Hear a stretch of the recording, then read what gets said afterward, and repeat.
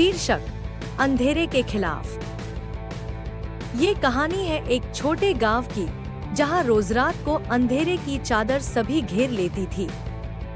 लोगों ने बताया कि वहां कुछ अजीबोगरीब होता था, पर कोई नहीं था जो इसका सच साबित कर सकता था। इस गांव में एक बुजुर्ग आदमी रहता था, जिसका नाम रामलाल था। वह गांव का सबसे बड़ा और सबसे पुराना घर अपने नाम पर किया हुआ था। लोग कहते थे कि उस घर में अंतरिक्ष से कुछ भी संबंधित है, लेकिन रामलाल को इन बातों पर विश्वास नहीं था। एक रात जब गांव के लोग सो रहे थे, रामलाल को अपने घर में कुछ अजीब सुनाई दिया। उसने अपनी आंखें खोली और धीरे धीरे अपने कमरे की ओर बढ़ा। वहां पहुंचकर उसने देखा कि उसकी लाल मिट्टी के दीवार पर कुछ अजीब सी लिखावट थी।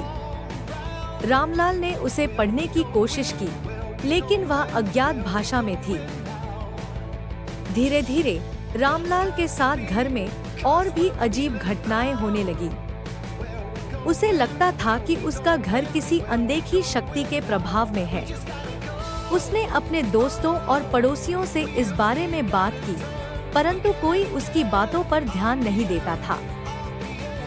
एक रात रामलाल अपने कमरे में सो रहे थे जब एक अजीब सी आवाज सुनाई दी।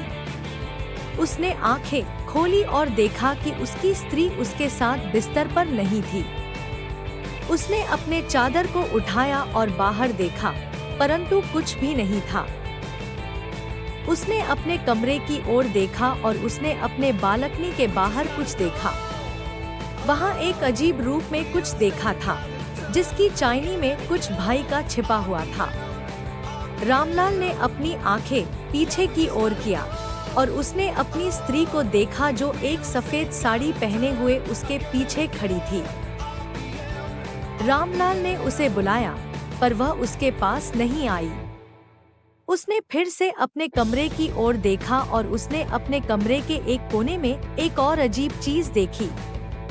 वहाँ एक बूढ़ी महिला खड़ी थी, जिसकी आंखें लाल हो गई थी। वह हंस रही थी और उसने रामलाल को देखकर उसे बुलाया। रामलाल को देखकर धरती नीली हो गई। वह जानता था कि वह इस घर में अकेला नहीं है। उसने बूढ़ी महिला को पूछा कि वह कौन है, पर उसकी आवाज अजीब सी थी। वह कुछ भी नहीं बोली, लेकिन उसके मुंह से एक अजीब सी हंसी निकली। रामलाल ने तुरंत अपने घर के बाहर निकला, परंतु उसने देखा कि सभी लोगों के घर में अंधेरा था।